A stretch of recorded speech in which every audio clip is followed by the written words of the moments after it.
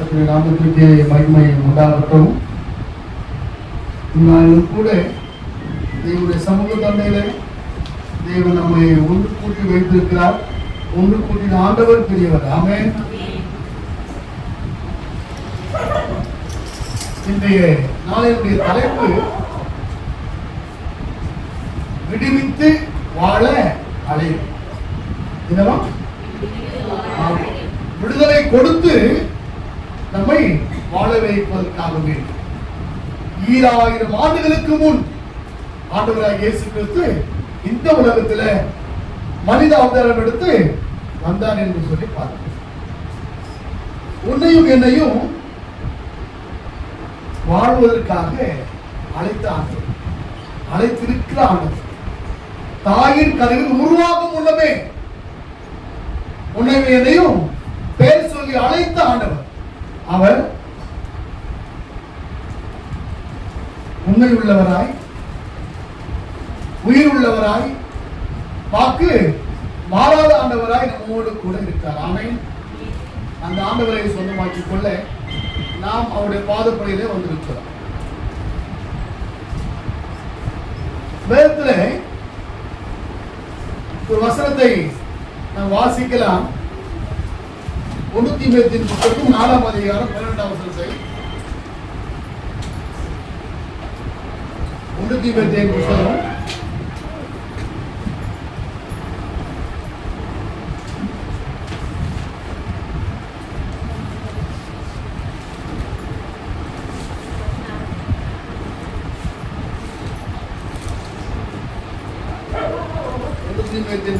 4ஆம் அதிகாரம் 18ஆம் வசனம். பைபிள் வசனம் இல்லையா? உன் இளமையை குறித்து ஒருவனும் உன்னை அசட்டை பண்ணாதபடிக்கு வார்த்தையிலும் நடக்கையிலும் அன்பிலும் ஆவியிலும் விசுவாசத்திலும் கற்பித்தலிலும் விசுவாசிகளுக்கு மாதிரியாயிரு. ஆமென். ஆமென். ஆமென். என்னவா? என்னவா? உன் இளமையை குறித்து ஒருவனும் உன்னை அசட்டை பண்ணக்கூடாதபடிக்கு விசுவாசிகளுக்கு மாதிரியாயிரு. இதுதான் தேவனை உன்னையும் என்னை அழைச்சிருக்காரு. அது அழைத்தது நோக்கம் என்ன? விடுவித்து வாழ உன்னையும் என்னையும் அழைச்சிருக்கார். எதுக்காக? சாட்சி உள்ளவனாய் வாழ்வதற்காக வேண்டும். உன் இளமையை குறித்து ஒருவனும் உன்னை அசட்டை பண்ணக்கூடாதபடிக்கு, உன் இளமையை குறித்து ஒருவனும் உன்னை அசட்டை பண்ணக்கூடாது. ஆகையால யாருக்கு மாதிரியா? யாருக்கு மாதிரியா இருக்குமா? யாருக்கியா? யார் இந்த விசுவாசிகள்? விசுவாசிகள் யார்? யாரு? கிறிஸ்துவ பிள்ளைங்க, விசுவாசிகள். அப்புறம்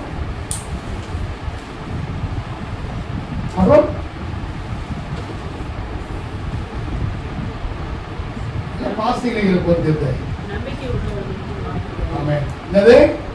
நம்பிக்கை உள்ளவர்கள் விசுவாசி. ஆமென். ஏன் நம்பிக்கை உள்ளவங்க அப்படின்னு சொன்னா, ஆண்டவராகிய இயேசு கிறிஸ்து இந்த உலகத்திலே மனித அவதாரம் எடுத்து வந்தார் என்று நாம் நம்பணும். ஒண்ணு. இரண்டாவது காரியம், மனித அவதாரம் எடுத்து உலகத்திற்கு வந்தார். 3 ஆண்டு காலங்கள் ஊழியம் செய்தார். இந்த ஊழியம் செய்த காலங்களிலே அதே அற்புதங்களையும் அடையாளங்களையும் அவர் நிகழ்த்தினார். அதோடு கூட அவர் மரித்தார். அவர் மறுபடியும் உயிர்த்தெழுந்தார்.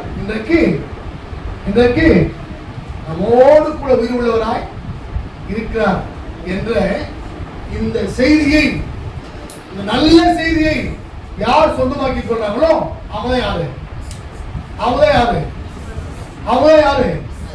அவங்கதான் விசுவாசிகள். ஆமென். ஆமென். ஆமென். அப்ப நானும் நீங்க யாரு? நம்புறவங்க? ஆண்டவர் உலகத்துக்கு வந்தார் என்பதை நம்புறவங்க. நம்பி அவருடைய பிள்ளைகளாய் வாழ்ந்து கொண்டிருக்கிற நாமத்தையும் விசுவாசிகள் என்று நமக்கு கொடுக்கப்பட்டிருக்கிறாங்க பெயர். அது மாத்திரமல்ல, ரொம்ப அழகாய் சொல்லப்பட்ட மற்றொரு உண்மை, வேதத்தில் அநேக காரியங்களை நாம் பார்க்க முடியும். ஆனால் விசேஷமாய் சில காரியங்களை மட்டும் ஆங்காங்கு ஆண்டவர் நமக்கு சொல்வார். எப்படி? இன்றைக்கு வாசித்ததான வேத பகுதியின்படி,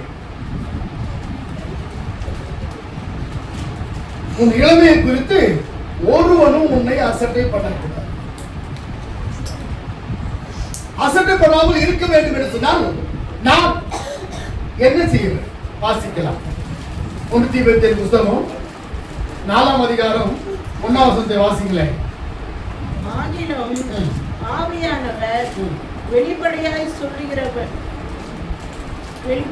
சொல்லுகிறபடி பிற்காலங்களிலே மனசாட்சியில் சூடுண்ட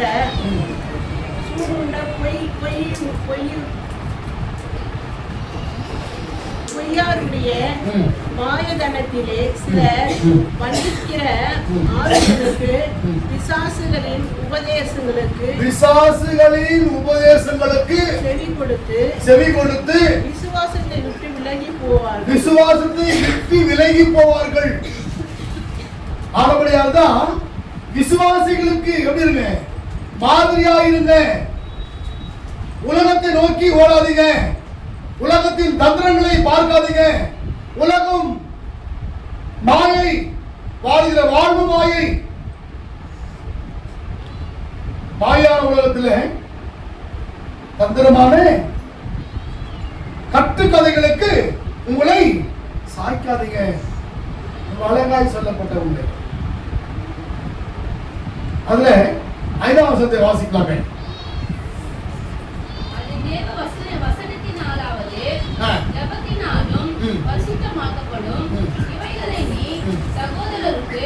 போதித்து வந்தால் விசுவாசத்திற்குரிய வார்த்தைகளிலும் நீ அனுசரித்து நற்போதகத்திலும் தேறினவனாகி இயேசு கிறிஸ்துவுக்கும் நல்ல ஊழியக்காரனாய் இருப்பாய்.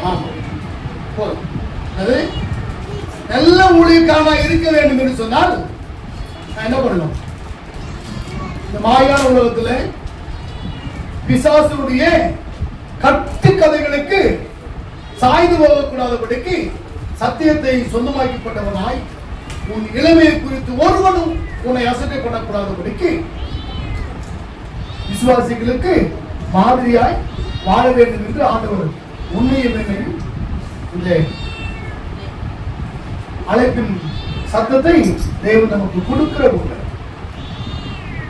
அதோடு கூட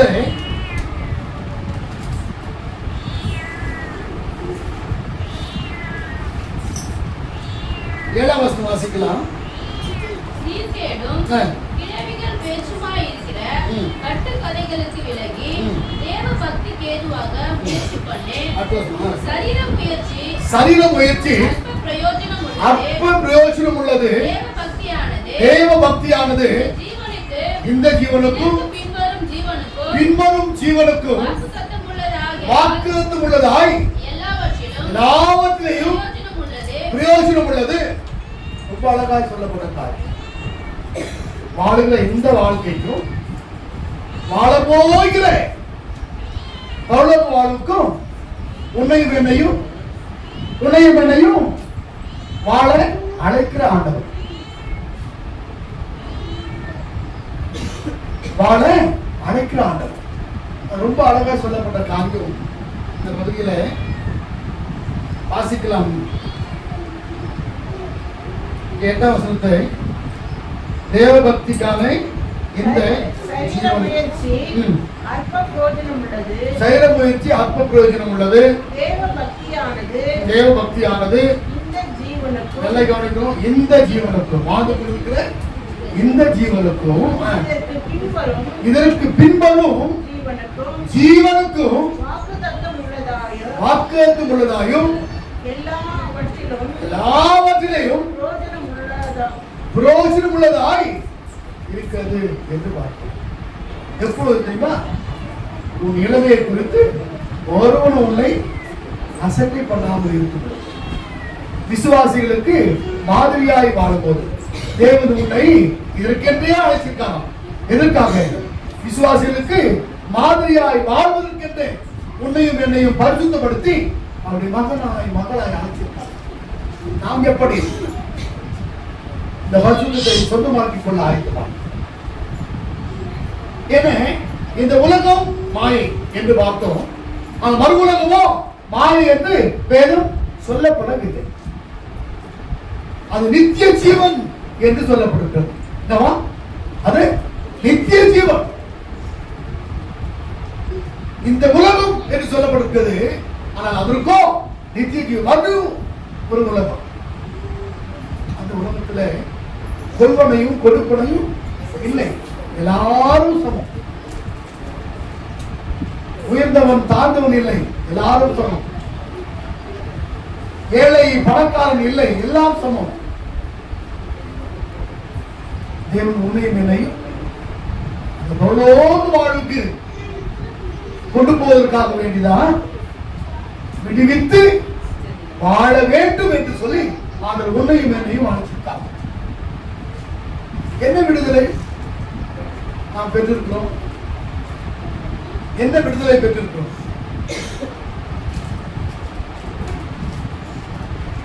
ஆரம்ப காலங்களில் விடுதலை பெறாத பொழுது, ஞானஸ்தானம் எடுக்காத பொழுது, வேறு உண்மைகளை நாம் அறியாத பொழுது நமக்குள்ள ஒரு பயம் வரும். அந்த பயத்தை நீக்குவது எப்படி என்று நமக்கு தெரியாது. ஆனால் கிறிஸ்துவுக்குள் வந்த பிறகு நம்ம என்ன பண்ணுவோம்? அந்த பயத்தை போக்க ஆண்டவர் சமூகத்தில் வந்து என்ன பண்ணுவோம்? சிவம் காத்திருக்கும். ஆண்டவரே, ஏண்டவரே இந்த பயம்? ஏன் எனக்கு வீட்டில் இந்த பிரச்சனை? ஏன் இந்த வீட்டில் எனக்கு இந்த குழப்பம்? ஏன் நிம்மதி இல்லாத ஒரு சூழல்? ஆண்டவர் நமக்கு விரோதமாக என்ன செய்யணும்? ஆண்டவரை உங்களுக்கு தூரம் என்ன போயிருக்கேன்னா என்னை விருது என்னை கண்ணோக்கி பாரும். என் வாழ்வில் ஆண்டவரை ஒரு மன நிம்மதியை தாங்க, மன ஆறுதலை கொடுங்க. என்ன பண்ணணும்? ஆண்டு சமூகத்திலே முழங்கால் படி சித்திரமும் பண்ணணும். அதற்கு முன்னாடி அப்படியான வழி நமக்கு தெரியாது. ஆகியால நம்ம செய்யவில்லை. அப்படியான ஒரு ஜபம் செய்வதற்கான வாய்ப்புகள் நமக்கு இல்லை. இன்றைக்கு அப்படி அல்ல.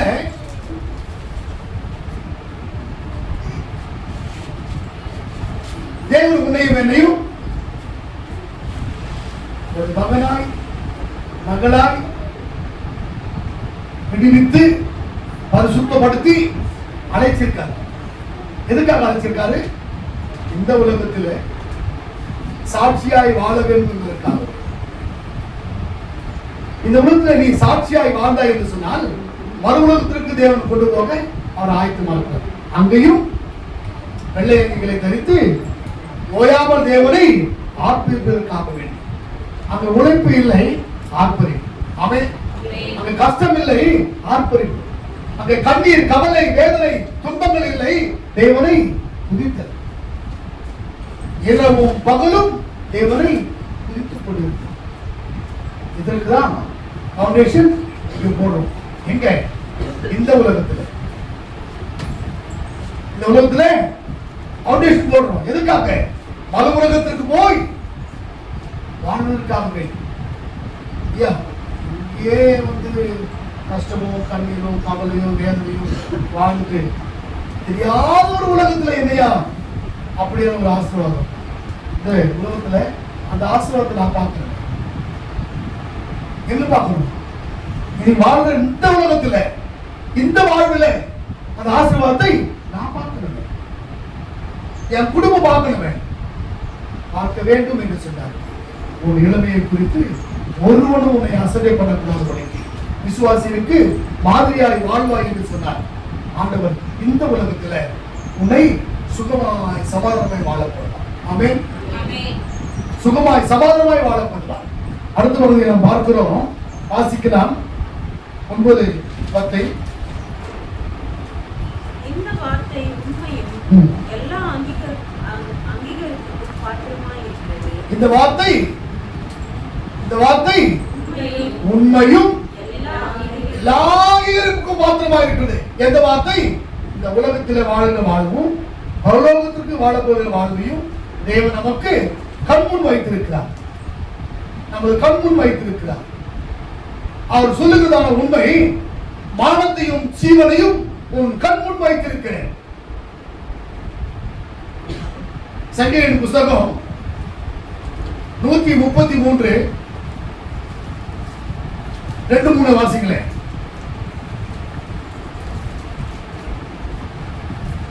இதோ சகோதரர் ஒரு வீட்டை வாசம் பண்ணிற்கு நன்மையும் எத்தனை இன்பமானது. அது அவனுடைய சிரசின் மேல் ஊற்றப்பட்டு அவனுடைய தாடியிலே வடிகிறது. அவனுடைய அங்கிகளின் மேல் இறங்கிறதுமான நல்ல தைலமாகும். எர்மோனின் மேலும் சீயோன் பர்வதத்தின் தங்கள் மேலும் இறங்கும் பணிக்கும் ஒவ்வாயிருக்கிறது. அங்கே கர்த்தர் என்றென்றைக்கும் ஆசீர்வாதத்தையும் ஜீவனையும் என்னவா என்றென்றைக்கும் ஆசீர்வாதத்தையும் ஜீவனையும் கட்டளையிட்டார். ஆமென். இந்த ஆசீர்வாதத்தையும் ஜீவனையும் நானும் நீயும் சொந்தமாக்கிக் கொள்ளப்பட வேண்டும் என்பதற்காக வேண்டி தேவன் உன்னையும் என்னையும் என்ன பண்ணிருக்கார்?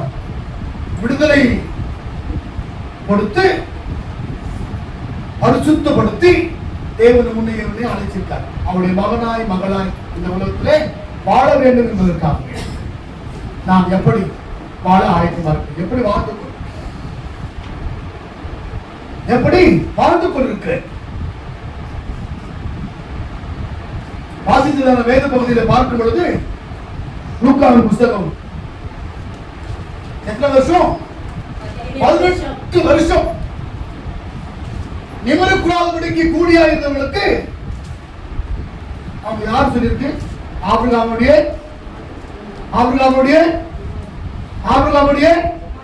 குமாரன். ஆபிரகாம் யாருங்க? ஆபிரகாம் யாரு? விசுவாசத்தின் தகப்பன். அவங்க குடும்பத்திலே இப்படி ஒரு சூழல். எத்தனை வருஷம்? 18 வருஷமாய் பிசாசினால் கட்டப்பட்ட சூழல், நிமிரக்கூடாதபடிக்கு கூடியா இருந்தார் என்று பார்க்கிறார். இயேசு ஒரு நாள் அங்கே கடந்து போறார். ஆமென். இயேசு ஒரு நாள் அந்த ஆலயத்திற்கு கடந்து போறார். கடந்து போய் யாரை பார்த்தால் 18 வருஷமாய் கூடியாய் இருந்த இந்த சகோதரியை பார்த்து 18 வருஷம் நல்லவங்களெல்லாம் பார்த்து, நேர வழக்கெல்லாம் பார்த்து அவங்க எத்தனை முறை அழுது ஜெபிச்சிருப்பாங்களோ தெரியாது. ஆண்டவரே, ஏண்டவரே எனக்கு இப்படி ஒரு பிரச்சனை, எனக்கு ஏன் இப்படி நிமிரக்கூடாதபடிக்கு இப்படி ஒரு வேதனை, நிமிர்ந்து யாரையும் பார்க்க முடியலையே, நிமிர்ந்து யாருமே பேச முடியலையே, நிமிர்ந்து என்னுடைய காரியத்தை சுயமாய் செய்ய முடியலையே, கண்ணீரோடும் கவலையோடும் வேதனையோடும் துக்கத்தோடும் 18 வருஷமாய் கழித்திருக்கிறதான வாழ்க்கை. ஒரு வருஷம் 2 வருஷம் இல்லை, எத்தனை வருஷம்? 18 வருஷம். இயேசு ஒரு நாள் ஆலயத்திற்கு கடந்து போறார். 18 வருஷமாய் கூடியா இருந்தவர்களுக்கு ஆண்டவர் சுகத்தை கொடுத்தார். விசுவாசத்தின் தகப்பன் என்று அழைக்கப்படுகிறதானே குடும்பத்தில் நடந்த சூழல்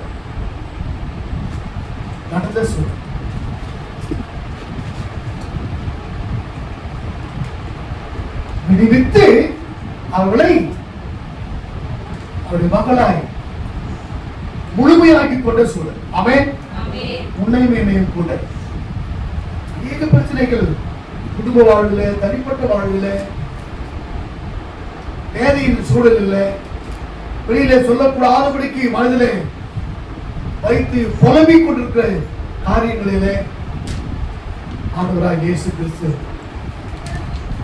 ஒரு நாள் உன்னோடு வருவார். ஆமென். அவர் உன்னோடு கூட பேசுவார். அது இன்றைய கூட காணப்படலாம். அந்த நாள் இன்றைய நாள கூட காணப்படலாம். என்று சொன்னால் 38 வருஷமாய் கடந்து போவது ஆண்டவர் ஒரு நாள் கடந்து போனார். 38 வருஷமாய் கூலியா இருந்தவரை ஆண்டவர் தொட்டு சுகத்தை கொடுத்தார். அதே ஆண்டவர் இன்றைக்கும் உயிர் உள்ளவராய், வாக்குமானவராய், நித்திய பிதாவாய், சமாதான பிரபுவாய் நம்மோடு கூட இருக்கிறார். அவர் உன்னையும் என்னை விட்டு விலகாத ஆண்டவர், உன்னையும் என்னையும் மறந்து போகாத ஆண்டவர். ஆனால் நாம் மறந்து போகிறோம், அவர் நம்மை மறக்காதவர். ஆமென். 12 சீடர்களை தேவன் அவருக்கு என்று தெரிந்து கொண்டார். எத்தனை பேரு? 12 பேர். எதற்காக? அவரோடு கூட ஊழியத்திற்கு உதவியாய், உதவிகரமாக இருக்க வேண்டும் என்று 12 பேரை அவர் தெரிந்து கொண்டார். அவர் வாழ்க்கையெல்லாம் மாற்றிவிட்டார். அவருடைய வாழ்க்கையெல்லாம் மாறினது. அவரெல்லாம் பரிசுத்தப்படுத்தி அவரை அதோடு கூட ஊழியம் செய்வதற்காக 12 பேரை தெரிந்து கொண்டார்.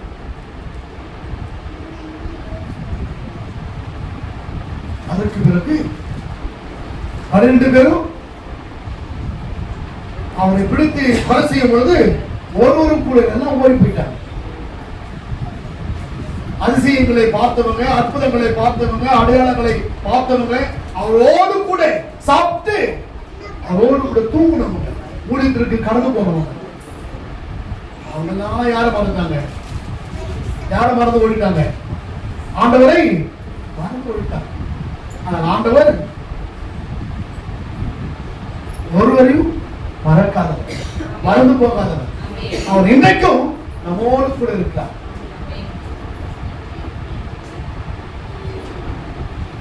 பன்னிரண்டு பேரை அழைத்தது நோக்கம் என்ன?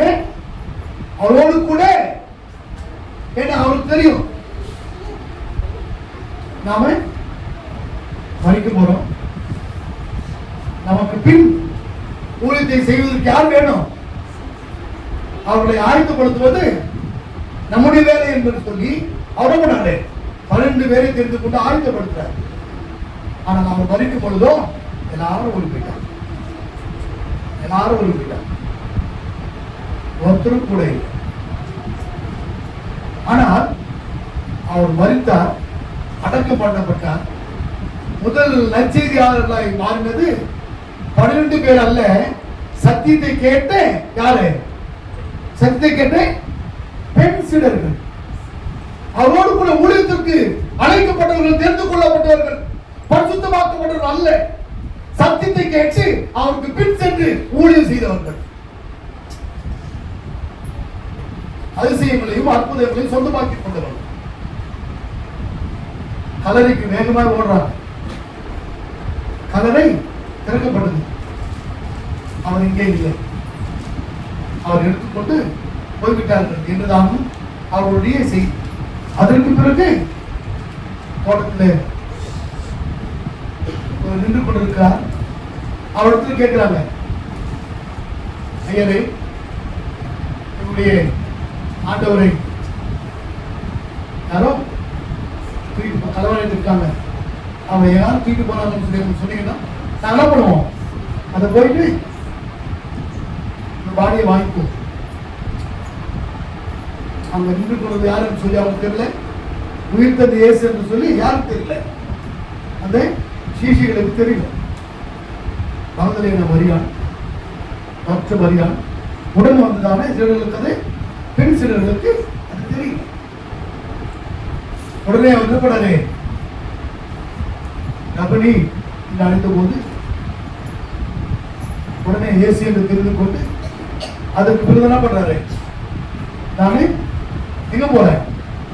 உங்கள் தேவனிடத்திற்கும் என் தேவனிடத்திற்கும் நான் நடந்து போறேன். இதை போய் யாருக்கு சொல்ல? யாருக்கு சொல்ல? 12 சீடருக்கு சொல். யாருக்கு முதல் செய்தி? யாருக்கு முதல் செய்தி? அவனை வேகமாய் ஒழிக்கப்படுறாங்க. போய் சொல்றாங்க. முதல் நற்செய்தியாளர்களாய் மாறினது முதல் நற்செய்தியாளர் ஆண்டவர் இயேசு கிறிஸ்து. அதற்கு பிறகு நற்செய்தியாளராய் மாறினது பெண்கள் என்று பார்க்கிறார். ஏன்னு சொன்னால், விடுவித்து அவருடைய நற்காரியங்களை அறிவிப்பதற்காக வேண்டி ஆயத்தப்படுத்தப்பட்டவர்கள். யாரு? இந்த பெண் சீடர்களாய் வந்தவர்கள், அவர்கள் விடுதலையாக்கப்பட்டவர்கள், பிசாசினால் பிடிபட்டு விடுதலையாக்கப்பட்டு இயேசுவை சொந்தமாக்கிக் கொண்டு அவருக்கு பின் சென்றவர்கள், இயேசுவுக்கு பின் சென்றவர்கள். இவர்கள் ஊழியத்திற்கு அழைக்கப்பட்டவர்கள் அல்ல, அற்புதங்களை அடையாளங்களை சொந்தமாக்கிக் கொண்டவர்கள், விடுதலை பெற்றவர்கள். உன்னையும் என்னையும் கூட ஆண்டவர் இப்படியாய் வாழ வேண்டும் என்று சொல்லி முன்குறித்து அழைத்திருக்கிறார். எப்பொழுது முன்குறித்து? தாயின் கருவில் உருவாக்கும் முன்னமே அவன் முன்குறித்து உன்னையும் என்னையும் அழைத்திருக்கிறார். நானும் நீங்கள் எப்படி வாழ அழைக்கிறார்? உன் இளமையை குறித்து ஒருவனும் உன்னை அசட்டை பண்ணக்கூடாது. விசுவாசிகளுக்கு மாதிரியாய் இதுக்காகவே தேவன் உன்னையும் என்னையும் அழைச்சிருக்கார். அழைத்த ஆண்டவர் பெரியவர். நாம் எப்படி வாழ ஆயிருந்தோம்? அது கர்த்தருடைய வசனம் வாசிக்கலாம். 10 வசனத்தை எல்லாம் கவனிக்கணும். இது நிமித்தம் பிரயாசப்படுகிறோம், நிந்தையை அடைகிறோம். ஏனென்றால் எல்லா மனுஷனுக்கும் விசேஷமாக நல்ல கவனிக்கிறோம். யாருக்கு? யாருக்கு? ஆமா, ஆரம்ப சொன்னல விசுவாசிகள் யார்? வாசிங்கம்மா. ரட்சகராகிய ஜீவனுள்ள தேவன் மேல் வைத்திருக்கிறோம். நம்பிக்கை வைத்திருந்தா யாரு? விசுவாசிகள். நம்பிக்கை வைத்திருக்கா யாரு? விசுவாசி. நம்பிக்கையோடு கூட உலகத்தில் வாழணும். என்னை அழைத்தவர் இயேசு, என்னை தெரிந்து கொண்டவர் இயேசு, என்னை வாழ வைக்கிறவர் இயேசு. என்னோடு கூட என் குடும்ப காரியங்களிலே, தனிப்பட்ட காரியங்களிலே, என் வேலை ஸ்தலங்களிலே என்னை அனுதினம் வழிநடத்துகிறவர் இயேசு என்ற உண்மை நமக்குள் வேறு ஒன்று பொழுதுதான் நம்பிக்கையின் அழைப்பை சொந்தமாக்கிக் கொண்டு வாழ்கிறோம் என்று சொல்லிக் கொள்ளலாம். ஆகையால் தான் மற்றவர்களை பார்த்து நமக்கு என்று கொடுக்கப்பட்ட பெயர் விசுவாசிகள் என்ற.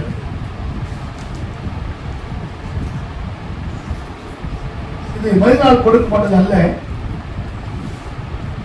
தேவனால் முன்குறிக்கப்பட்ட பரிசுத்த பவுலை தெரிந்து கொண்டது போல உன்னையும் என்னையும் தெரிந்து கொண்டு வாழ விரும்புவதற்காக வேண்டி பவுலை விடுவித்து யாரை விடுதலையாக்குறாரு? சவுலை பவுலாய் மாற்றினார், விடுதலையாக்குறார். என்ன விடுதலை? அவர்களே விடுதலை. ஊழியம் செய்யக்கூடாது என்று சொல்லி ஊழியம் செய்கிறவர்களையும் தேவனை துதிக்கிறவர்களையும் ஆராதனை செய்கிறவர்களையும் துன்புறுத்தி அவைகளெல்லாம் சீரழித்தவர்தான் இந்த சவுல். ஆனால் அவரை ஆண்டவர் மாற்றுகிறார். முள்ளில் உதைக்கிறது உனக்கு கடினமோ? உடனே அவர் சொல்றார், என் ஆண்டவரே என் தேவரே. யார் சொல்லிக் கொடுத்தார்? உடனே அவர் சொல்றார், நான் என்ன செய்யணும்? யார் கேட்கறது? சவுல் கேட்கிறாரு, நான் என்ன செய்யணும்? நேர்த்திருக்கப்பட்ட இடத்திற்கு நீ போ, அங்கே என் ஊழியக்காரன் உனக்காக காத்திருக்கலாம். அங்கே போன பொழுது ஊழியக்காரனை பார்க்கிறார். ஊழியக்காரன் அவருக்கு ஞானஸ்நானம் கொடுக்கிறார். அவர் இயேசுவை சொந்தமாக்கிக் கொண்டு 13 புத்தகங்களை வேதத்தில் எழுதியிருக்கிறார். ஆமென். எத்தனை புத்தகம்? 13 புத்தகங்களை எழுதும்படியாய் சவுலை பவுலாய் மாற்றினார். ஆரம்பத்தில் அவர் பெயர் சவுல், அதற்கு பிறகு பவுல், அதற்கு பிறகு பரிசுத்த பவுல். ஆமென். சவுல் பவுலாய் மாறினாரு, சவுல் பரிசுத்த பவுலாய் மாறுகிறார். இப்பொழுது இந்த 13 புத்தகங்களை எழுதி உன்னையும் என்னையும் கூட இந்த வாழ்வு மாற்றமல்ல மறுவாழ்வுக்கும் ஆயத்தப்படுத்த 13 கடிதங்களை எழுதி நமக்கு கொடுத்திருக்கிறார். அவர்தான் சவுலாக்கிய போர். அவரையும் தேவன் அழைத்து இந்த கனமான ஊழியத்தை அவருடைய கைகளிலே கொடுத்து ஊழியம் செய்யும்படியாய் அனுப்பியிருக்கிற சூழல். அவரையும் விசுவாசியாய் மாற்றுகிறார், விசுவாசம் உள்ளவனாய் மாற்றுகிறார், நம்பிக்கை உள்ளவனாய் மாற்றுகிறார், ஊழியத்தை சொந்தமாக்கிக் கொள்கிறார். நாங்கள் கூட இந்த உலகத்துல விசுவாசிகளுக்கு மாதிரியாய் இருக்க கற்றுக்கொள்ளப்பட வேண்டியது அவசியமாக காணப்படுகிறது. உன் இளமையை குறித்து ஒருவனும் அசட்டை பண்ணக்கூடாதபடி சொந்தமாக்கிக் கொள்ளப்பட வேண்டியது அவசியமாக காணப்படுகிற உண்மை. அடுத்த வருஷம் வாசிக்கலாம். இவைகளை நீ கட்டளையிட்டு போதித்துக் கொண்டிரு. இவைகளை நீ கட்டளையிட்டு கட்டளையிட்டு போதித்துக் கொண்டிருக்கும். இந்த கட்டளை என்று சொன்னா என்னது? நம்பிக்கையோடு கூட. கட்டளை என்பது ஆணை. கட்டாயம் வேதவாசிக்க, கட்டாயம் ஜெபம் பண்ணணும், கட்டாய சக்தி மற்றவர்களுக்கு சொல்லணும். என்னது? அந்த வைராக்கியத்தோடு கூட நான் வாழணும். என்னது? நாம் அல்ல, நான் வாழணும். நான் வாழ்ந்தா மட்டும்தான் இளமையை குறித்து ஒருவனும் உன்னை அசட்டை பண்ண முடியாது. எப்படி வாழணும்? கட்டளையோடு வாழணும். கட்டளை எனக்கு நானே கட்டளை போடணும், மற்றவனுக்கு கட்டளை போடுறதில்லை, மற்றவனுக்கு கட்டளை அல்ல, எனக்கு நானே. ஆண்டவரே நான் கட்டாயம் சொல்லணும் பண்ணணும், கட்டாயமா வேதம் வாசிக்கலாம், எனக்காக என் குடும்பத்திற்காக என் சாதனங்களுக்காக ஜெபிக்கலாம். அந்த கட்டாயத்துக்குள் என்னை நான் கோட்டுக்குள்ளே என்னை வைத்திருக்கலாம். எப்படி ஜெபம் பண்றது? நேரம் கிடைக்கும் போது ஜெபம் பண்றது, ஆளை பார்க்க முடியும் பிரசங்கம் பண்றது, அவங்களும் சந்தித்து சொல்றது, இது ஒரு பகுதி. கட்டாயம் என்பது எனக்கு நானே சொந்தமாக்கிக் கொள்வது. ஆமென். கட்டாயம் என்பது எனக்கு நானே சொந்தமாக்கிக் கொண்டு மற்றவர்களுக்காக ஜெயிப்பது, மற்றவர்களுக்காக பிரசங்கிப்பது, மற்றவர்களை ஆயத்தப்படுத்த வேண்டும் என்று சொல்லி அனுதினமும் அவனுடைய சமூக தொண்டலை காத்திருப்பது.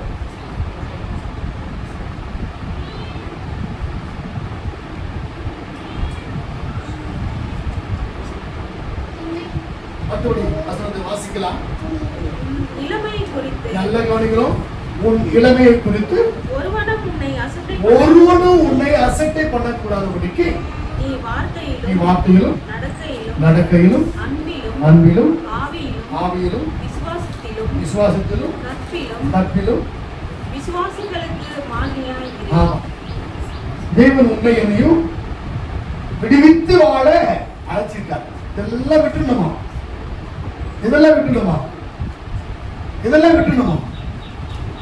ரொம்ப அழகா சொல்றாரு.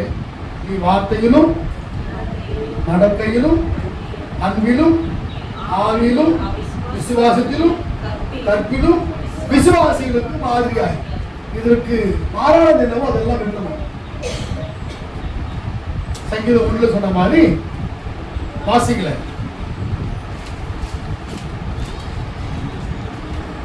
சங்கீதம் 1:2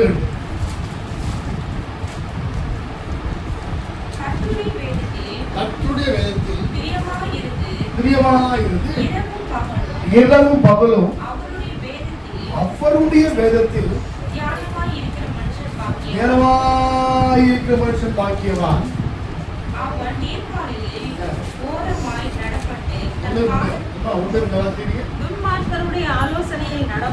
துன்மார்க்கருடைய ஆலோசனையில் நடவாமலும் பாவிகளுடைய வழியில் இல்லாமலும் பரியாசக்காரர் உட்காரும் இடத்தில் உட்காராமலும் கர்த்தருடைய வேதத்தில் பிரியமாயிருக்கிற மனுஷன் பாக்கியவான். போதைமா அது என்னமோ அதான் சொல்லப்பட்டிருக்கு. இதெல்லாம் இந்த உலகத்துல வேண்டாம்னு சொல்லி அவர்கள் ஒதுக்கி வைத்திருக்காரோ அதையெல்லாம் நாம் சொந்தமாக்கிக் கொள்ளணும். துன்மார்க்குடைய ஆலோசனையில் உணவாமல் பாவிகள் வழியில் இல்லாமல் பரியாசக்காரர் உட்காரும் இடத்தில் உட்காராமல். அதுக்கு அடுத்தபடிதான் என்னது?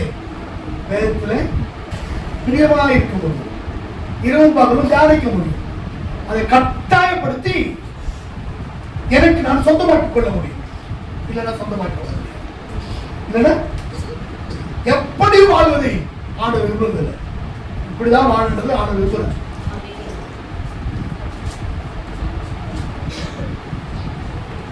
இந்த உண்மைகளை வேதம் நமக்கு போதிக்கிறது. உண்மை என்ன என்று சொன்னால், மறுபடியும் நாம் பின்மாற்றம் அடையக்கூடாது என்பதற்காக வேண்டி, பின்மாற்றம் அடையக்கூடாது என்பதற்காக வேண்டி தேவன் உன்னையும் என்னையும் குணப்படுத்தி சுத்தப்படுத்தி அவர் நம்மை அழைச்சிருக்கார். நம்பிக்கையுள்ளவனாய் வாழ்வதற்கு என்று அழைச்சிருக்கார். துன்மார்க்குடைய ஆலோசனை நடவாதபடிக்கு, பாவி வழி நில்லாதபடிக்கு, பரியாசக்காரர் உட்காராதபடிக்கு, இரவும் பகலும் அவருடைய வேதத்தில் தேனமாக இருக்க வேண்டும் என்று தேவன் அழைச்சிருக்கார். நாம் எப்படி இந்த அழைப்பின் சத்தத்திற்கு செவி கொடுத்திருக்கிறோம்? இந்த அழைப்பின் சத்தத்திற்கு எப்படி செவி கொடுத்திருக்கிறோம்? ஒரு விசை நம்மை நாமே ஆராய்ந்து பார்ப்பது அவசியமாய் காணப்படுகிறது.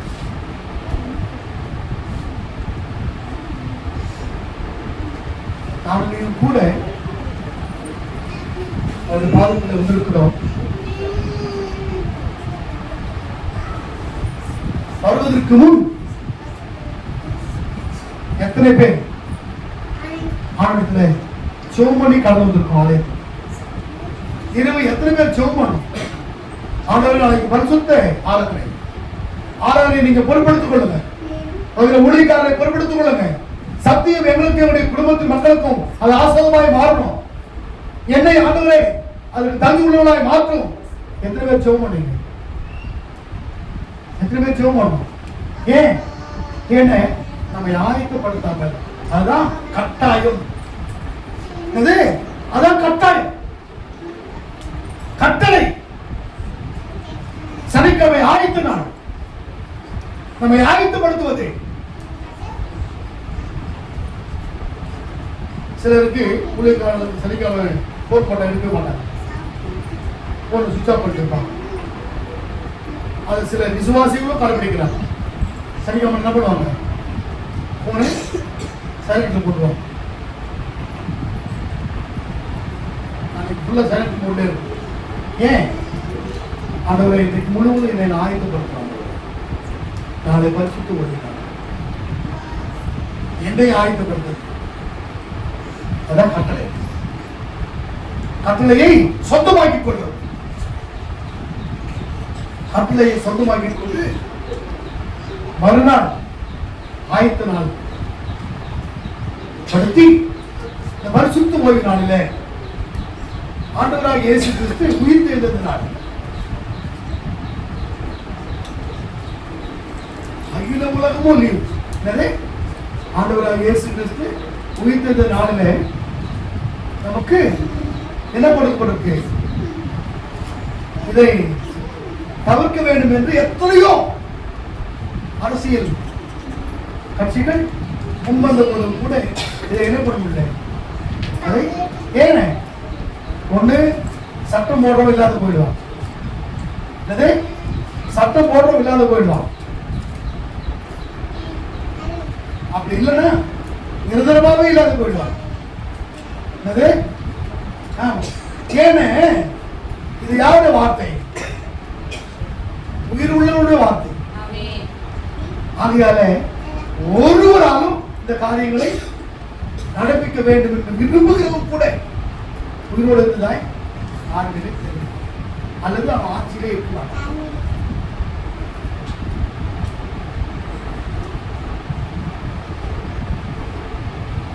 ஆகையால உன்னையும் என்னையும் ஆண்டவர் தாயின் கருவில் உருவாகும் முன்னமே பேர் சொல்லி அழைத்து பரிசுத்தப்படுத்தி அவருடைய மகனாய் வாழ வேண்டும் என்று அழைச்சிருக்கார். அழைத்த ஆண்டவர் உண்மை உள்ளது. அவன் அதற்கு தொடர்ந்து உள்ள காரியங்களை நாம் பார்ப்போம் என்று சொன்னால் நேரம் கடந்து போகும். வாசித்து முடிக்கலாம். 13, 14, 15 பொறுமையா வாசிங்க எடுக்கணும். நான் வளருமாலும் வாசிங்கம்மா. வாசிக்கிறதிலும் புத்தி சொல்லுகிறதிலும் உபதேசத்திலும் ஜாக்கிரதையாய் இரு. என்னவா நல்லா கவனிக்கணும். நான் எப்படி இருக்கணுமா? நான் எப்படி இருக்கணும்? நான் எப்படி இருக்கணும்? இதெல்லாம் கட்டளை. இதெல்லாம் கட்டளை. உனக்கும் எனக்கும் சொந்தமாக்கிக் கொள்ளப்பட வேண்டிய கட்டளை. அவர் இந்த பசுத்தப்பட்டாரு, அழைச்சிட்டாரு. அவருடைய மகனா வாழணும். எப்படி வாழுது? கட்டளையோடு வாழுது. கட்டளையோடு வாழுது. ரொம்ப அழகாய் சொல்லப்பட்ட காரியம். நான் வருவளவும் வாசிப்பதிலும் புத்தி சொல்வதிலும் உபதேசிக்கிறதிலும் ஜாக்கிரதையாயிரு. நமக்கு எச்சரிப்பின் வார்த்தை. எச்சரிப்பின் எப்படியோ அல்ல. இந்த வார்த்தைகளை படிக்கும் பொழுது நமக்குள்ளே அந்த பயம், அந்த நடுக்கம், கடவுளுக்கு கீழ்ப்படுகிற காரியம் நமக்குள்ள உருவாகும் போது மட்டும்தான் அதோடு உறவு இருக்குன்னு அர்த்தம். அந்த கட்டளைக்கு கீழ்ப்படுன்னு அர்த்தம். நம்பிக்கையோடு நான் வாழணும்னு அர்த்தம். அது அர்த்தம் வாசிக்கலாம். சங்கத்தார் உன்மேல் கைகளை வைக்கும் போது தீர்க்க தரிசனத்திலும் உனக்கு அளிக்கப்பட்ட வரத்தை பற்றியும் அசதியாயிராதே. கடவுள் உனக்கு கொடுத்திருக்கலாமே தீர்க்க தரிசன வார்த்தைகள். என்ன வார்த்தை? கட்டளையோடு கூட ஜெயிப்பது, கட்டளையை சொந்தமாக்கி கொண்டு ஜெயிப்பது. யாருக்கெல்லாம் நான் ஜெபம் பண்ணணும் அவங்கெல்லாம் விடுதலை பெற மாட்டாங்க. யாருக்கெல்லாம் நான் ஜெபிக்கணும் அந்த குடும்பம் ஆசீர்வாதம் மாறணும் ஆண்டவரே. நான் யாருக்கெல்லாம் ஜெபிக்க போறணும் நான் போவதற்கு முன்னாடி வீட்டுல ஒரு சமாதானத்தை பார்க்கணும் ஆண்டவரே. கட்டளையோடு ஜெயிப்பது, கட்டளையோடு கூட வாழ்வது, நம்பிக்கையை சொந்தமாக்கிக் கொள்வது. அடுத்த வாசிக்கலாம். நீ தேடுகிறது யாவருக்கும் விளங்கும்படி, நீ தேடுகிறது யாவருக்கும் விளங்கும்படி இவைகளையே சிந்தித்துக் கொண்டு இவைகளில் நிலைத்திரு. இவைகளை சிந்தித்து அது நிலைச்சிருக்கணும். சிந்தித்து அது நிலைச்சிருக்கணும். அதான் உன் இளமையை குறித்து ஒருவனும் உன்னை ஆசைப்படாதபடிக்கு விசுவாசிகளுக்கு மாதிரியாக. அவன் யாருக்கு மாதிரி? விசுவாசிகளுக்கு மாதிரி. ரொம்ப அழகாய் சொல்லப்பட்ட காரியம். இவைகளிலே நிலைக்குது. அடுத்த வாசிக்கலாம். உன்னை குறித்து உபதேசித்து உபதேசத்தை குறித்தும் எச்சரிக்கையாயிரு. இவைகளில் நிலை கொண்டிரு. இப்படி செய்வதனால் உன்னை உபதேசத்தை கேட்கிறவர்களை ஆமென் ஆமென் ஆமென் ஆமென். இதுக்கெல்லாம் ஒரே வழி. யாரை ரட்சித்துக் கொள்வார்? இயேசுவை அறியாதவர்களை ரட்சிப்பதற்காக உன்னையும் என்னையும் ஆயத்தப்படுத்துகின்ற சத்தியம். இயேசுவை அறியாதவர்களை, இயேசுவை அறிந்து பின்மாற்றம் அடைந்திருக்கிறவர்களை மறுபடியும் கொண்டு வருவது நம்முடைய தலைமையில் விழுந்த கட்டளை. இந்த கட்டளையை நான் சொந்தமாக்கிக் கொண்டேன். இந்த உலகத்தில் அவருடைய மகனாய் வாழும் பொழுது ஆண்டவர் பல கடைகளை திறந்து இடம் கொண்டு போக மட்டும் அவருடைய குடும்பத்தின் பிள்ளைகளை தலைமுறையை அவர் ஆஸ்வதிப்பார். ஆஸ்வதித்த ஆண்டவர் உண்மை உள்ளவர். ரொம்ப அழகாய் சொல்லப்பட்ட காரியம். உன் இளமையை குறித்து ஒருவனும் உன்னை அசட்டை பண்ணக்கூடாதபடி நீ வார்த்தையிலும் நடக்கையிலும் அன்பிலும் ஆவிலும் விசுவாசத்திலும் கற்பிலும் விசுவாசிகளுக்கு மாதிரியாயிரே. இயேசுவை அறியாதவர்களுக்கு மாதிரி என்று சொல்லவில்லை. யாருக்கு மாதிரி இருக்கணுமா? உன்னோடு கூட விசுவாசத்திற்குள் வாழுகிற உன் சக நண்பர்களோடு உறவுகளோடு விசுவாசிகளுக்கு மாதிரியாய். கட்டளை இது, கட்டளை. சொந்தமாக்கிக் கொள்வோம். அவருடைய பிள்ளைகளாய் வாழ்வோம். அவருடைய கொடாப்படியாய் ஆசீர்வதிப்பார்கள். அவன்